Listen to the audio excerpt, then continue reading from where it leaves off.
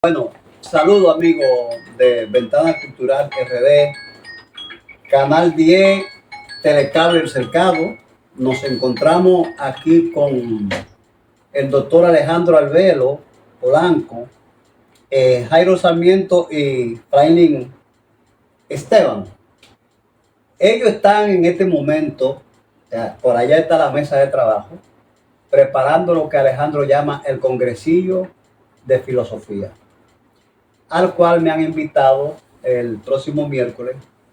Y bueno, grabamos este previo como entrada a la ponencia que ellos van a hacer y que yo pretendo grabar para compartirlo con los seguidores de Ventana Cultural RD.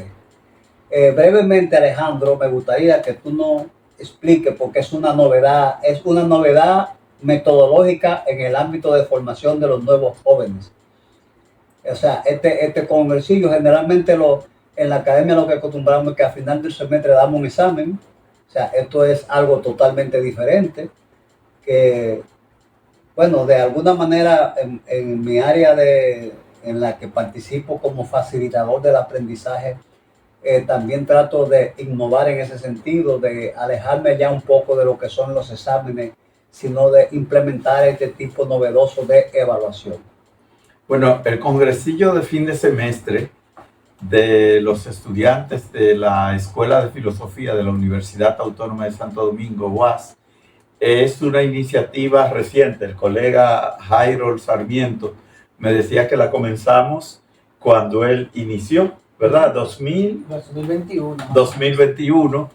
Y bueno, el congresillo, lo que se hace es que los compañeros que han tenido asignaturas conmigo, perdón que hable en términos en primera persona.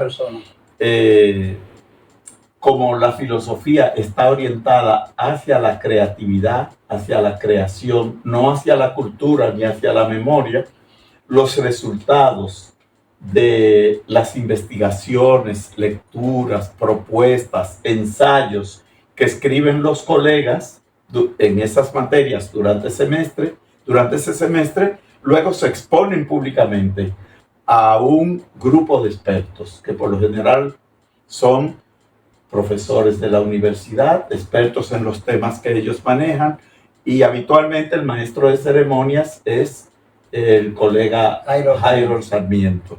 Entonces es una actividad libre, abierta, lúdica, en que los colegas hacen como una suerte de rito de paso, se presentan ante sus colegas ya de renombre, ya establecidos, y dejan ver sus músculos intelectuales, sus garras, presentan sus tesis, sus hipótesis, las argumentan y bueno, luego reciben la retroalimentación o el cuestionamiento de quienes asistimos como público. Ese es el congresillo de fin de semestre de los estudiantes de filosofía.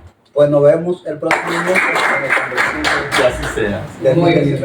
Si bien la filosofía es un saber de segundo grado y de alguna manera especulativa, también necesita un grado de sistematización a la hora de elaborar los presupuestos en una investigación. Por ello, ahora vamos a hablar de la investigación filosófica, claves y recursos, de la mano de John Acosta. Almonte. Buenas tardes. En primer lugar, decirle que yo soy extremadamente nervioso. O sea, y explicarle desde un punto de vista algo que ha cambiado como nuevo estudiante de filosofía en el proceso de la investigación. Durante los últimos 23 años de mi vida, aunque yo parezco un bebé de unos cuantos años arriba, se ha tratado mucho de las investigaciones positivistas, esas investigaciones que necesitan de un tipo de evidencia dura para poderse sostener a lo largo del tiempo. Incluso a pesar de que mi investigación doctoral tuvo mucho que ver con presupuestos de poca evidencia, como el maestro habla acerca del género y de cómo se manifiesta y se interpreta a través de una cultura dominicana, Para mí es un choque llegar desde mi experiencia muy de evidencias a lograr entender lo que ha pasado en este curso con el profesor a lo largo del tiempo, de este semestre, lo que es en sí una investigación filosófica y los presupuestos que estos conllevan, ¿correcto? No solamente como una metodología académica, para lo que he aprendido y la experiencia me ha llevado es ver que la formulación de una investigación filosófica es una forma profunda de cuestionar la existencia, la realidad y el conocimiento humano. Nosotros vimos mucho durante todo el semestre, vimos a Rosa Krauss y habla mucho acerca del poder que tiene el cuestionamiento de las realidades que están en nuestro alrededor para poder investigar y cuestionar.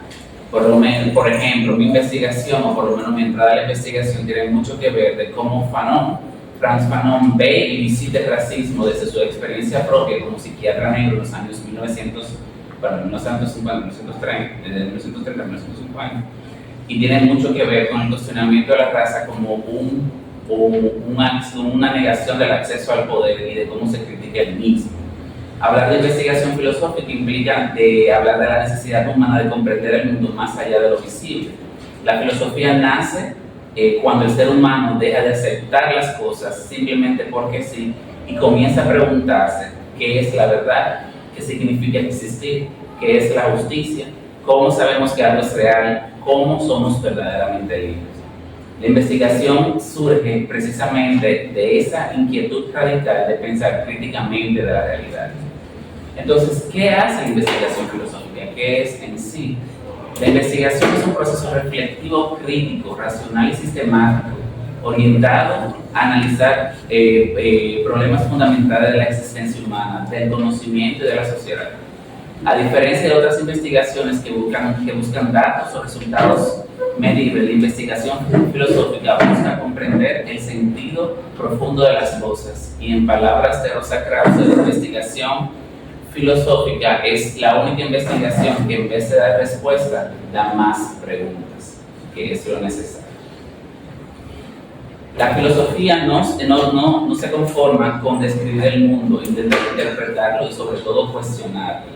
Por ejemplo, la ciencia puede explicar cómo funciona el cerebro, pero la filosofía pregunta ¿qué es la conciencia? ¿Qué significa pensar?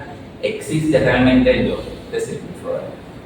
Es decir, la filosofía investiga aquello que muchas veces no se puede medir, pero define nuestra experiencia humana como significativa, razonable y con una realidad individual y colectiva. La investigación busca raíces desde la antigua Grecia, iniciando con Sócrates cuando decía: una vida no examinada no merece ser vivida. Con esta frase, él nos dice que defendía la idea de que el ser humano debe cuestionarse constantemente su existencia y sobre todo su realidad. Busca entonces, la investigación nace entonces del asombro y de la duda. Platón afirmaba que el conocimiento verdadero no se obtiene no solo a través de los sentidos, porque los sentidos pueden ser engañados. Mientras que Aristóteles proponía que la razón y la observación era el ideal constante para la investigación y debían de complementarse. Desde entonces, la filosofía ha ido en búsqueda de una verdad permanente y que ha traído en sí muchísimos paradigmas para investigar, para buscar, para racionalizar. ¿Y qué es la filosofía? Donde parte de la duda. Uno de los elementos centrales de la investigación es la duda. René Descartes planteó que debíamos de dudar de todos aquellos que creamos verdaderos para encontrar un conocimiento seguro. Por eso digo, pienso y luego existo. La investigación no acepta las ideas de manera automática, las cuestiones, las normas sociales, el poder, la moral, la religión, la política e incluso nuestras propias creencias. En ese sentido, la filosofía y su investigación es un acto de libertad tanto de la realidad, pero también un acto de libertad intelectual. La filosofía no vive separada de la realidad social. Por ejemplo, Carlos Marx investigó cómo las estructuras económicas producen desigualdad. Simón de Beauvoir cuestionó la subordinación histórica de las mujeres y escribió que no se nace mujer, sino se llega a serlo. Frantz Fanon investigó filosóficamente el racismo, la ontología del mismo, el colonialismo y la deshumanización de las personas negras o las personas racializadas. Y Michel Foucault analizó cómo el poder controla los cuerpos, las instituciones y las formas de pensar. Esto muestra que la investigación, y principalmente aquella que es investigación filosófica, también sirve no solo para comprender, pero sino también para transformar, cuestionar y seguir en una búsqueda permanente de la verdad. Entonces, ¿cuáles son esas características que hacen esta investigación específica diferente de esas investigaciones positivistas en paradigmas cuestionados como el cualitativo o el cuantitativo o el mismo mix?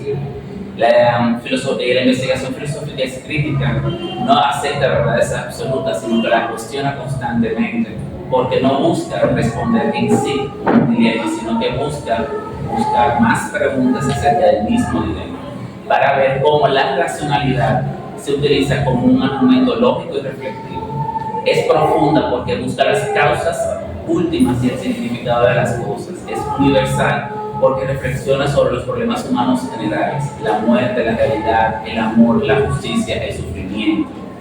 Es ética porque la filosofía también pregunta qué es el bien, cómo debemos vivir, qué responsabilidad debemos de tener hacia las demás personas. También busca actualizarse. Hoy vivimos en una época llena de avances tecnológicos, pero también de crisis humanas. Guerra, racismo, violencia, desigualdad, crisis climática, inteligencia artificial y desinformación.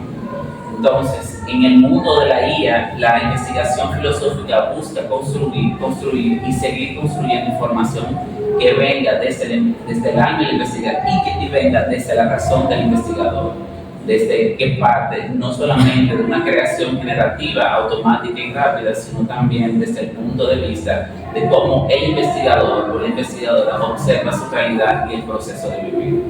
La investigación filosófica nos ayuda a pensar críticamente el presente, nos ayuda a preguntarnos si la tecnología nos hace más libres o más controlados. ¿Qué significa ser humano en la era digital? ¿Puede existir democracia con tanta desigualdad? ¿Qué vidas son consideradas valiosas para la sociedad? No solamente no ofrece respuestas simples, sino que su función es abrir el pensamiento para nosotros poder construir encima de él. Para concluir, quisiera decir que la investigación es mucho más que estudiar autores y memorizar teorías. Es un ejercicio profundo de reflexión crítica sobre la existencia, la verdad, la sociedad. Investigar significa atreverse a pensar, a cuestionar y comprender el mundo desde una mirada crítica y humana, sin importar el qué dirán y quiénes te critiquen. Una sociedad donde muchas veces se nos enseña a obedecer más que a reflexionar, la filosofía representa un acto continuo, permanente de libertad. Porque quien investiga filosóficamente no solo busca conocer el mundo, sino también entender cómo transformarlo desde diferentes perspectivas visuales. Muchas gracias.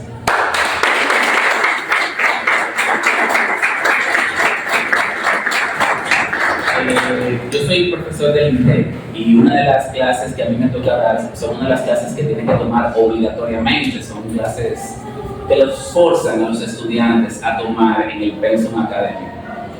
Y mi clase se llama Violencia y Sociedad. Y el tema de ayer nos tocó analizar directamente el asesinato que hubo la semana pasada de Esmeralda Moronga, ¿correcto? Y nosotros empezamos a cuestionar directamente de cómo la sociedad, de una forma u otra, desvincula la violencia de lo sucedido y empieza a buscar culpables. Y a lo largo de la clase, al final de la clase, todo el mundo coincidía de que hay que cambiar el sistema, de que el sistema debe de cambiar. Uno le preguntaba a los estudiantes, pero ¿cómo tú cambias un sistema tú siendo una persona? Quiero decirle esto con relación al tema que acabo de exponer, es que nosotros terminamos concluyendo de que cada uno es un elemento básico del sistema y cuando van cambiando esos paradigmas específicos, van cambiando las realidades específicas. Y me acordé mucho de una clase y de una parte que dice Humberto Eco en cómo se construye una tesis, cómo se realiza una tesis. Él dice que las realidades que nosotros observamos muchas veces las damos por sentadas, pero que la investigación, y como dice Rosa Krause, esa realidad que damos por sentada tiene tantas vertientes que la filosofía la hace realidad para ser observada y sobre todo para ser interpretada. Y para mí eso es la importancia de investigar desde un punto de vista filosófico porque no es para las cuestionantes, sino es buscar aquellas cuestionantes que de una forma u otra representan la realidad. Muchísimas gracias.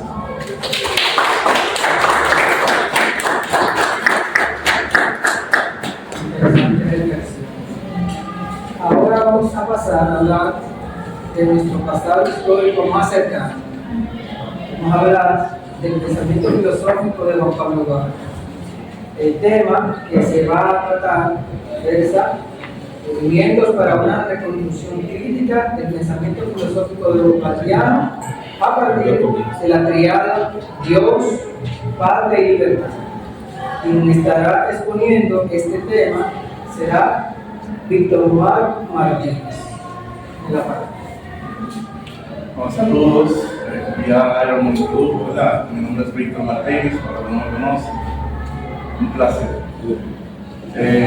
Igual que el compañero Joan, supongo que soy muy asiduo o fanático de que me escuchen, pero eso es parte de esta, ¿verdad? De esta profesión, el dejar algún legado, sea escrito o por la tradición hablada. Como bien decía Jairo también, acabamos de hablar sobre un documento para lo que es una reconstrucción del pensamiento filosófico de Juan Pablo Duarte. Nosotros vamos a partir desde haciendo esa salvedad para distinguir que eso no se va a hacer desde un punto de vista histórico, ya que tenemos muchos enfoques sobre eso, sino que lo vamos a hacer más bien desde una reconstrucción de su filosofía y su pensamiento, a través de todo aquello que nos ha llegado de manera indirecta, no tan directa, más que algunos escritos. También vale destacar que tenemos algo muy específico, que viene siendo nuestra definición operativa de lo que es un pensamiento filosófico. En este caso, para aplicarlo a Duarte, vamos a asumirlo, el pensamiento, como una praxis racional mediante la cual el sujeto comprende la realidad y orienta la acción conforme a los principios que aspiran la validez universal en contextos históricos concretos. Entonces, ya dicho eso, vamos a hacer también una dinámica, un ejercicio, y es que vamos a situarnos en el siglo XIX, donde quizás no teníamos todas estas comodidades, donde quizás la luz no era ni siquiera blanca, sino que era algo un poquito más incandescente y no tan constante, donde no teníamos tanta comodidad, donde los autos quizás eran, ¿verdad?, no parecían tener precarios. Y en ese contexto, entonces vamos a situar a un joven dominicano, ¿verdad?, que para ese entonces ni siquiera podíamos decir que era dominicano, porque quizás de manera ontológica una de las cosas que lo motivó a él a su proyecto Nación, el cual nosotros somos los beneficiarios del día, fue precisamente eso. Quizás un día se levantó y dijo, pero yo no soy ni español, ni haitiano, ni francés, o sea, ¿qué soy yo? ¿Quién soy?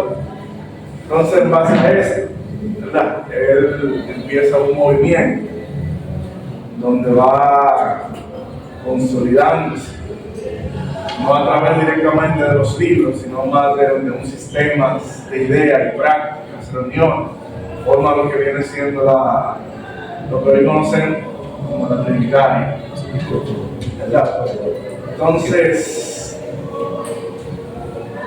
vamos a tratar a través de sus supuestos que ya hemos dicho, la definición, el contexto, y orientándonos en esto, vamos a intentar reconstruir el pensamiento de Juan Pablo Duarte a través de la triada, en este caso Dios, Patria y Libertad. Entonces, durante mucho tiempo el pensamiento de Duarte fue reducido quizás, o bueno, La palabra pensamiento puede ser reducido a algo meramente interno, un proceso mental que pasa en nuestra cabeza. Sin embargo, como ya les decía aquí, vamos a asumir otra orientación, que en este caso viene siendo cómo se piensa a través de las acciones. Y eso técnicamente, así es que podemos reconstruir la Duarte, a través de cómo él pensó actuando. Entonces, empecemos por el primer elemento de la triada, que viene siendo la patria. Cuando Duarte habla de Dios, cuando Duarte habla de Dios, no está haciendo teología, ni tampoco está proponiendo un sistema teocrático, donde Dios va a ser el ente regulador principal, sino más bien que él lo plantea como una moral, ¿verdad? Y es que la imagen de Dios o el pensamiento de Dios en Duarte viene a poner un límite a ese realismo, según lo que nos planteaba, digamos que Hobbes, de la condición humana, esa anarquía. Dios entra como un orden en el cual nos delimita lo que viene siendo el gobierno y saber de que nadie está por encima de ese pensamiento. Esto no es, en Duarte no es algo fortuito, no fue algo que él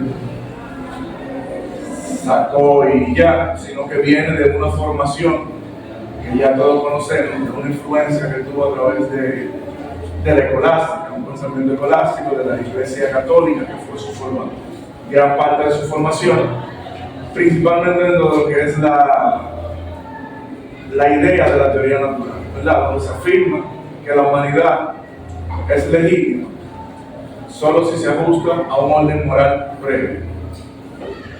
Entonces, por eso el juramento, parte del juramento trinitario, se hace tanto énfasis en la moral, y él de hecho dice en una parte del juramento: juro ante Dios y ante el mundo, haciendo alusión de que eso constituye una moral que dibuja unas líneas, ¿verdad?, digamos que imaginarias, pero que circunscribe lo que viene siendo la acción de los gobernantes y también de lo que forman ya la polis, en este caso la patria. Entonces, a través de esa moral, que no se queda en un orden abstracto, sino que tiene que buscar una manera material de cómo consolidarse o reflejarse, es donde nace el término la patria.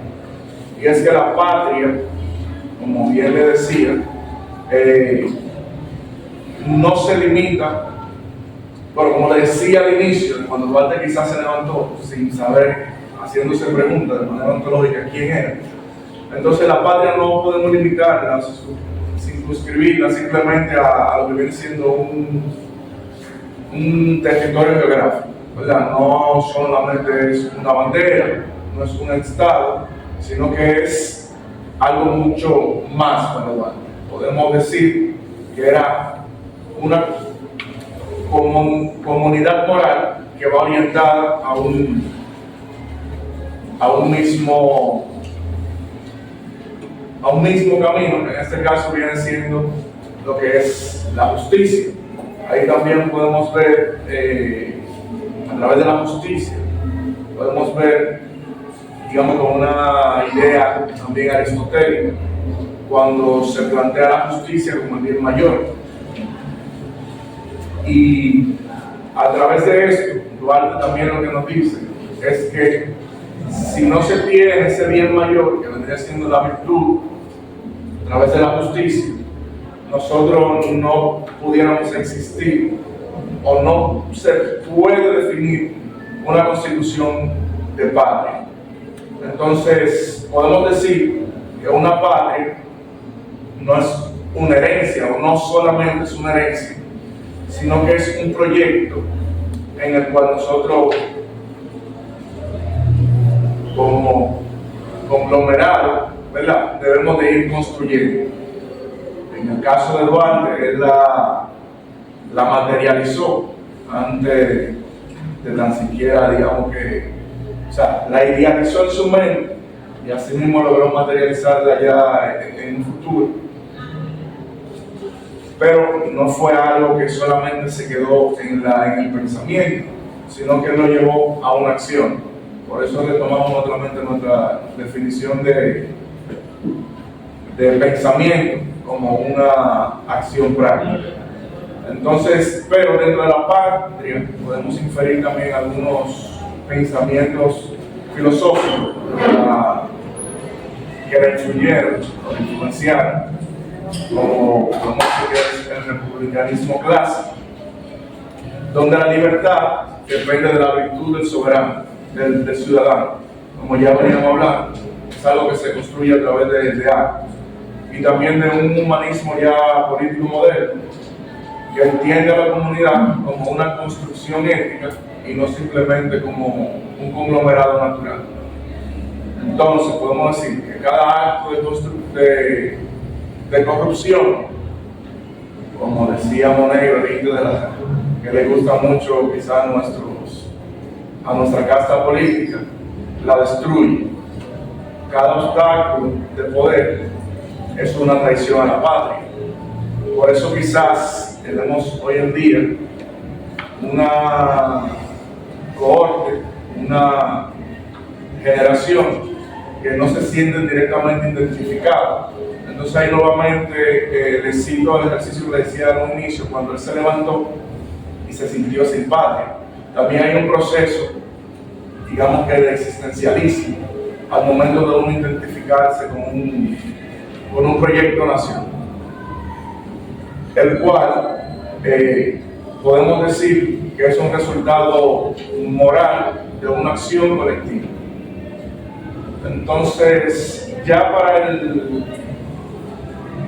la variable de libertad, ¿verdad? Cuando los ciudadanos son capaces de sostener la justicia, entonces llegamos al tercer elemento, que es donde nace la libertad.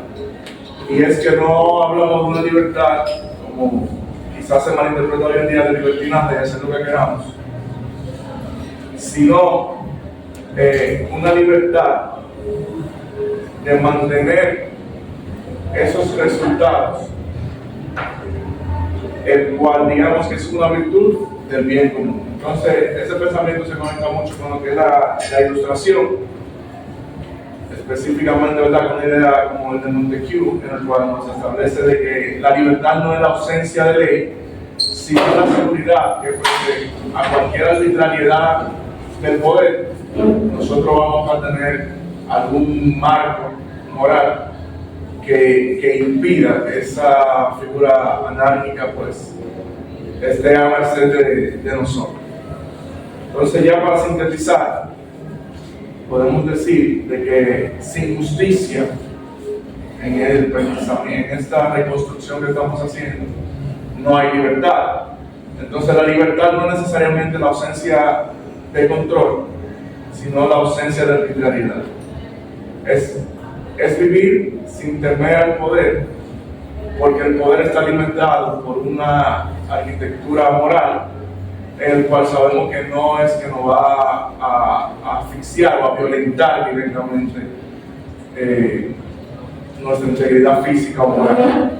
Entonces todo esto se articula en un sistema de pensamiento filosófico, en el cual podemos abstraer que a través de esas influencias y esas variables es que se sustenta el sistema de Wallace. Volvemos a repetir, no quizá a través de tratados, como hicieron muchos filósofos, sino más bien a través de una praxis en la cual él fundó una forma de cómo entender la relación entre la moral y el Estado y cómo esa relación interactúa de manera sinérgica con lo que es la moral y la virtud para construir ya el proyecto que conocemos hoy en día.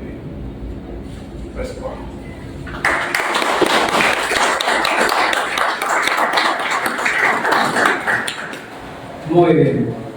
¿Qué es ideología? ¿Qué es ideología y filosofía? esto que ahora vamos a debatir desde la perspectiva de Juan Pablo Duarte. Criollismo, ideología y filosofía de Juan Pablo Duarte, de la mano de Osvaldo Jiménez. Bien, buenas noches. Para mí es más que un placer estar delante de cada uno de ustedes. Esperemos que pueda apreciar un poco de lo que vamos a hablar en este momento. Bueno, si bien es cierto que la figura preponderante el día de hoy no es nada más y nada menos que una que todos conocemos, es la figura de nuestro patricio Juan Pablo Duarte. Sin embargo, cuando hablamos de Duarte, creo y estoy casi seguro que hay cosas que dejamos pasar por alto. Por ejemplo, conocemos de Duarte el prócer de la patria, conocemos de Duarte la gran emblemática independencia, y más, conocemos de Duarte incluso donde murió. Tenemos una foto de Duarte, tenemos estatuas de Duarte, tenemos un himno a Duarte, pero sin embargo conocemos de la figura de Duarte, su educación, su pensamiento, que lo llevó a discutir con alguien en el muelle de los Zamas si en verdad era haitiano o no. ¿Qué movía a Duarte a pensar diferente cuando se encontraba entre tantos iguales? Es la cuestionante que queremos presentar el día de hoy. Como mi compañero ya hablaba sobre lo que era el pensamiento directamente. ¿Duarte sabía lo que era el criollismo? ¿O sencillamente se inventó un concepto para separarse del resto de personas que había en la isla? ¿Fue egoísmo del patriota decir que era diferente? ¿O somos algo dentro de una multitud? ¿Qué somos? Creo que es la pregunta que también rondaba Duarte, y es también la que como filósofos debemos hacernos el día de hoy. ¿Era Duarte un filósofo por preguntarse si era igual? Si pensaba, si dialogaba, si se cuestionaba las múltiples cosas que había en la realidad de ese entonces. Porque si la realidad se construye, Duarte construyó la realidad dominicana que vivimos hoy en día. Entonces, ¿qué sabemos de Duarte? 26 de enero, nacimiento natalicio. ¿Qué sabemos de él? Sabemos que el pensamiento de Duarte se encuentra también en nuestro pensamiento. ¿Cómo? ¿Dónde? Y si está, ¿cómo puedo reconocerlo? Son algunas de las preguntas que se dejan en el aire para que analicemos no solamente la figura de Duarte, sino la figura del dominicano. El compañero hablaba y decía que no existía aún en lo que era el dominicano. Entonces, somos dominicanos cuando se firmó la Constitución. Únicamente existe la dominicanidad mientras exista la Constitución. Entonces, si se destruye la Constitución, ¿también se destruye el dominicano? Son preguntas que la filosofía se hace cuando se entiende que el pensamiento dominicano también es una filosofía. El pensamiento de un criollo se desarrolla en el siglo XIX. Cuando un joven comienza a hacerse preguntas, comienza a alimentarse no solamente de información, sino también de vivencias. No tenemos a alguien hablando únicamente de una soberanía que radica en el pueblo, sino que alguien que se hacía parte del sufrimiento del pueblo para hablar de soberanía. Entonces, es la participación activa de Juan Pablo Duarte lo que hizo que existiera una dominicanidad. ¿Por qué razón? Si en la isla existían negros, esclavos, blancos, españoles y mulatitos, hay uno que otro indígena, ¿por qué eso no fue otra cosa también? Y tuvo que aparecer alguien que dijera: hay tantos que no somos iguales. Entonces, nace un pensamiento. Nace el pensamiento dominicano. Cuando comenzamos a distinguir lo que es la manera de ver la realidad dominicana desde los ojos de la historia, y no solamente la historia vivida, sino la historia criticada. ¿Por qué? Porque el pensamiento trasciende. ¿Por qué trasciende el pensamiento? Porque habita, como bien se explica un poquito la identidad en Spinoza, habita en la eternidad, en la sustancia, en la parte del todo. Entonces, si extrapolamos un poco lo que es este todo de identidad limpia que tenemos cada uno de nosotros y la traemos acá, no es nuestra cultura, nuestra historia, nuestro pensamiento, partes que conforman el todo del dominicano. Al final, no se trata de venir a buscar respuestas, sino de hacernos más preguntas. ¿Por qué? No porque las preguntas nos den certezas, escuché en una ocasión decir que una respuesta no es más que otra pregunta sin símbolos de interrogación. Sencillo como es. ¿Qué buscaba Duarte en realidad? ¿Fundar algo diferente o hacerse ver como algo diferente? La iniciación que tenemos nosotros el día de hoy es comenzar a pensar a Duarte no como una estatua en una avenida, sino como un símbolo de pensamiento en la identidad dominicana. ¿Por qué? Tenemos religión, que no es dominicana. Tenemos baile, que muchos no son dominicanos. Es más, tenemos gastronomía, que tampoco es dominicana. Entonces, si hay tantas cosas que son extranjeras, ¿qué es lo propio? La nacionalidad, el nacionalismo, el sentido de pertenencia, lo que nos hace defender a nosotros. Fischer decía que el individuo debe ser, en la sociedad, alguien que defienda siempre la integridad moral de sí mismo, no importando las circunstancias que estuviera pasando. Para mantenerse íntegro en la sociedad, el individuo debía poner por encima de cualquier cosa su integridad.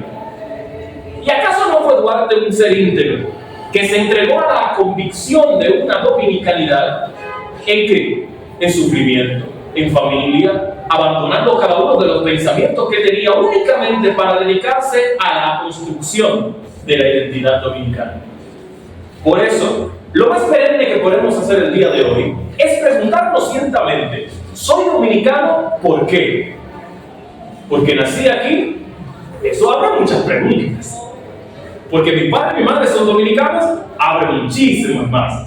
Entonces, si es el sentido patriótico que tenemos, como defendía Duarte, ¿cuántos dominicanos existen? ¿Por qué el dominicano sigue anhelando volver a su patria cuando se encuentra lejos de ella? Hay un pensamiento que nos une.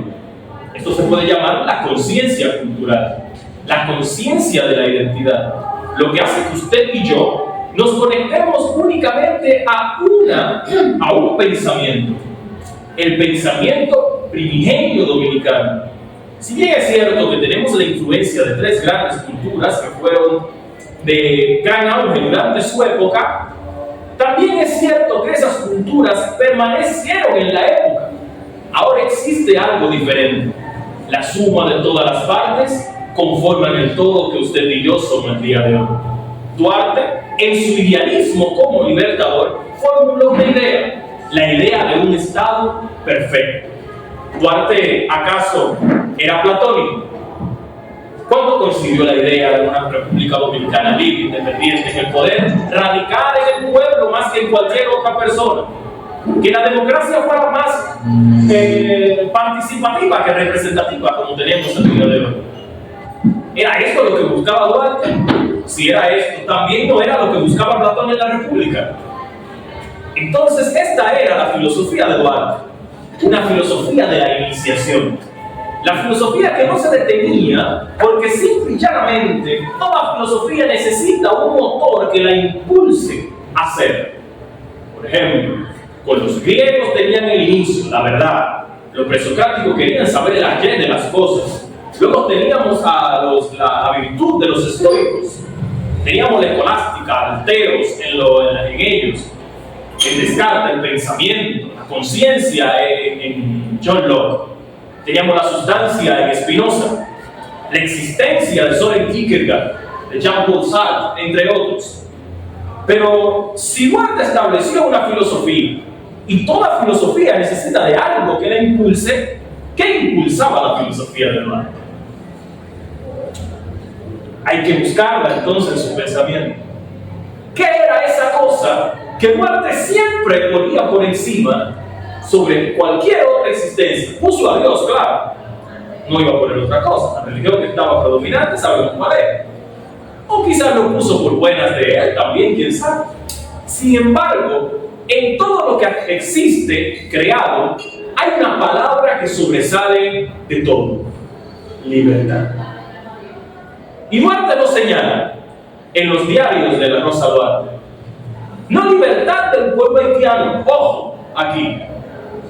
Libertad de toda potencia extranjera. ¿Y cómo potencia? toda que intente reprimir lo que es ser dominicano, la cultura. Cuando te intentan hacer que no seas lo que ya eres como dominicano, eso es potencia, que trata de oprimirnos a como dominicanos. Y es allí donde sale el movimiento de la libertad. O digan usted, que desde que una persona dominicana se le niega algo, un tipo de fiesta patriótica, no sale una revuelta. O cuando se le niega un derecho fundamental, no sale una revuelta. ¿Por qué? Porque es parte de la identidad dominicana no ser violentos. Bien ya decía Aristóteles, hay que buscar el punto medio, la valentía. Si se excede se convierte en temeridad, pero si es muy poco se convierte en cobardía. Para Duarte, esto que era la libertad es ser valientes, y lo tenemos en el himno nacional. Primero se menciona a quién se trata, a los quisqueyanos, y luego se dice lo que deben ser, los valientes. Y es allí donde el patricio radica el pensamiento filosófico. No en buscar un territorio, porque bien hace énfasis, el ser dominicano no se limita a un territorio ni a las fronteras, se limita directamente a la existencia, al pensamiento, a la identidad misma. ¿Qué es la identidad sino lo que nos significa cada uno? ¿Qué es la esencia sino lo que es que hace que una cosa sea lo que es y no otra cosa? Entonces, era Duarte dominicano mientras vivía en Venezuela. ¿Dejó Duarte de pensar en República Dominicana cuando fue exiliado? Yo creo que no. ¿O acaso si usted se va a Rusia, a Afganistán, a la Patagonia, en Argentina, dejará usted de pensar en el himno o pensar en la República Dominicana? ¿Se le olvidará lo que significan los símbolos patrios? La conciencia de la dominicanidad. Eso es lo que trata el pensamiento de un guardiano. Ser guardiano no es pertenecer a un instituto. Ser guardiano no es solamente cantar el himno nacional a las 8 de la mañana. Ser guardiano no es únicamente pararse delante de una bandera. Es proteger la integridad de la imagen dominicana ante cualquier potencia extranjera. Muchas gracias.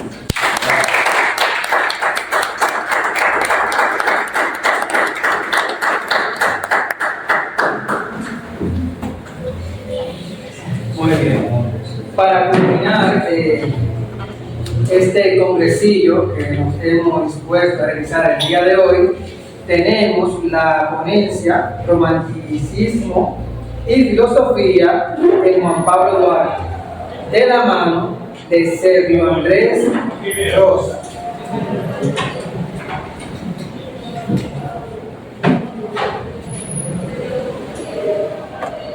Sí, buenas noches. Creo que en filosofía casi todos lo conocemos, pero como ya dijo mi compañero Jairo, mi nombre es Sergio Andrés Rosa. Y antes de mi intervención, quiero pedir un minuto de silencio por la memoria de ese maestro emérito que acaba de dejar, el maestro Venerio Rodríguez Arias. Quisiera un minuto de silencio sobre lo de pie.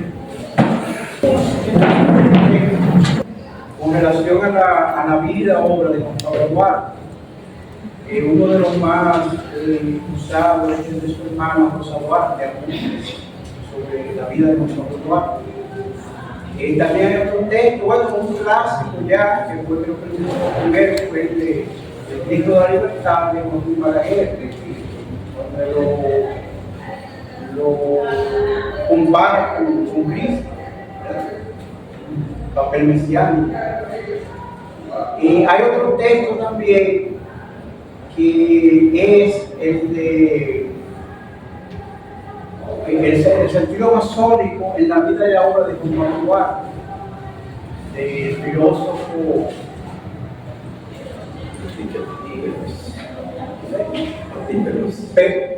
Enrique Patín Veloso. Ahí donde Patín Veloso empieza diciendo acerca de los viajes y el sentido simbólico que tienen los viajes en la masonería. Los viajes, y también, además de los viajes, también en la masonería, la arquitectura tiene mucho sentido simbólico. la banquería. Todos sabemos que ellos le llaman a Dios el supremo arquitecto. Pero es que los viajes me recuerda algo que me dijo una vez el profesor Alejandro Alberto, que casi todas las grandes epopeyas históricas se desarrollan en un viaje. Y ahí nos recordamos por ejemplo, del Quijote, que es una salida que hace el Quijote, una expedición. O sea, nos recordamos de la Divina Comedia, ¿verdad? En que Dante hace un viaje, solo que en el Quijote el viaje se hace en un ámbito de lo telúrico. En el Quijote, en la Divina Comedia, el viaje ya es hacia las zonas de ultratumba, donde están la gloria y el infierno. Pero en Duarte los viajes significaron mucho, porque en el primer viaje, él descubre un mundo diferente a lo que vive aquí en Santo Domingo. Después hace un viaje también a Europa, que es el que realmente expande su visión, su horizonte. Y cuando va a París, ustedes saben, una ciudad como la ciudad de Luz, París, el hechizo de París, el embrujo de París, que es una ciudad que para esas personas que tienen ese sentido del velórico, del hedonismo, de la búsqueda del placer, pueden hasta olvidarse de él. Y en Duarte pasa algo muy diferente, que él, en vez de entregarse a esos placeres parecidos, él lo que hace es recorrer la ciudad, ver los monumentos, y siempre, nunca sin apartar de su pensamiento, ese proyecto libertario que él tenía, porque hubo algo que lo marcó, fue cuando él viajó a Nueva York, que un capitán le dijo que él era haitiano, porque no había una dominicanidad todavía. Entonces él se sintió realmente, eso como que lo vivió sus psiquis, y él se prometió darle el nombre de su país, alcanzar la dignidad de ser un nacional, un patriota, de darle a Dominicana un nombre, que fuera la República Dominicana y desde luego la independencia. Es algo, la independencia dominicana es algo tan diferente a las demás independencias logradas en los países de América. Porque piensa que casi en todos los países que se logró una independencia, fue la protagonizó un caudillo, y ese caudillo alcanza, aglutina, logra una revolución, se logra el poder. Pero aquí pasó todo lo contrario. O sea que aquí había varias tendencias. Estaban por un lado los afrancesados, los españolizados, los haitianizados y los independentistas. Duarte era el que acariciaba esa idea, ese proyecto de nación, pero encontró muchísima resistencia porque lo calificaban como de un iluso. Eso era algo un proyecto que era utópico, que no se podía realizar. Entonces, por un lado, estaban en el Quirijara, de los afrancesados que querían buscar el protectorado francés, los españolizados, el protectorado español, y desde luego los haitianos que querían prolongar su gobierno aquí, un grupo haitiano, con la presidencia de Boyer. Entonces, Duarte desarrolla su proyecto y podríamos decir que aunque Duarte no era un militar de carrera, demostró una gran capacidad de organización y además de imbuir a esos seguidores suyos ese espíritu de pueblo para que ellos mantuvieran sus ideales, se mantuvieran fieles a él y formaran esa sociedad que buscara realizar ese proyecto libertario. Entonces él fue podríamos decir que fue la antítesis de un Pedro Santana. Pedro Santana era un hombre de una rural, tenía unas ambiciones personales, no estaba buscando una independencia para formar una patria, un concepto de nación, sino que era como un plan personalista para lograr el poder y lograr un poder personal. O sea que todo lo que demostró fue con el fin de lograr el poder por el poder, pero no con un proyecto nacionalista. Entonces Duarte tuvo dos némesis, que fueron Pedro Santana y Tomás Bobadilla.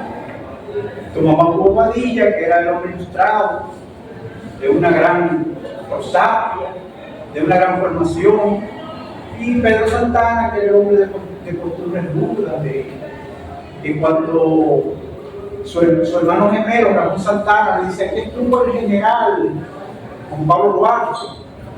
Dice: general, y se ríe, o sea que se burla de que, queriendo decir que Juan Pablo Duarte no tenía ninguna dimensión de ser general. El general era él.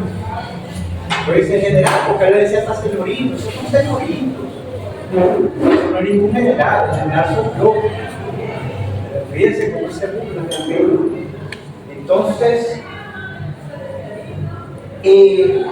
aunque muchos quizás digan que, bueno, esa influencia del romanticismo con Pablo Duarte, sí, porque cuando Pablo Duarte llega a París, estaba en ebullición ese movimiento del romanticismo, y Duarte fue influenciado. No podemos decir que Duarte fue un romántico, en el sentido de un representante de ese movimiento, pero sí que recibió esa gran influencia de ese movimiento que estaba en Europa, y él recibió en París esa influencia. Incluso hasta las notas de nuestro himno nacional reflejan esa influencia del romanticismo. El romanticismo era en ese momento el movimiento predominante. Esa misma obsesión que tenían del mundo, del hombre, de la vida, todo eso era, lo muestran quizás los estudiantes de letras que conocen más las características de cada movimiento. El romanticismo es un movimiento literario, podrán darse cuenta que sí influyó el romanticismo en la personalidad de Juan Pablo Duarte. Incluso el mismo Martín Perón nos dice que Duarte tuvo tres influencias, que fue el catolicismo, que lo recibió desde que era un niño en su hogar. El catolicismo lo enseñaron a pensar el catecismo, todas esas cosas. El catolicismo, el romanticismo y la masonería. Puesto que Duarte fue masón y recibió también mucha influencia de la masonería.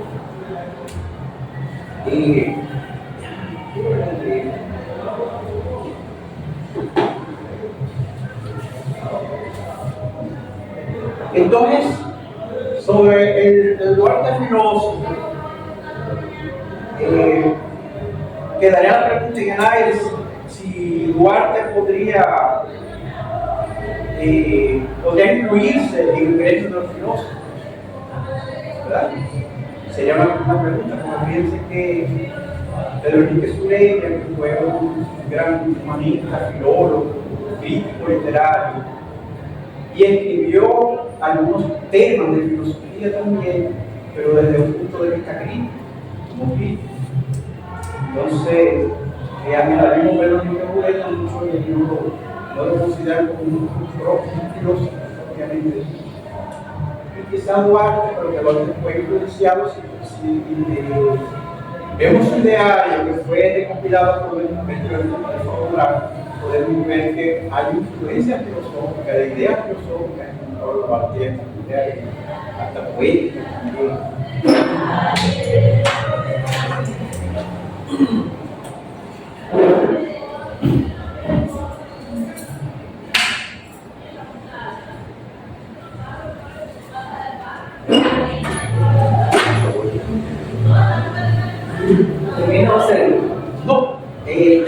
voy a casi concluir.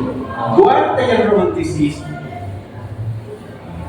En la época en que Duarte agotó un periplo por ciudades europeas, estaba en su apogeo el movimiento artístico conocido como el romanticismo.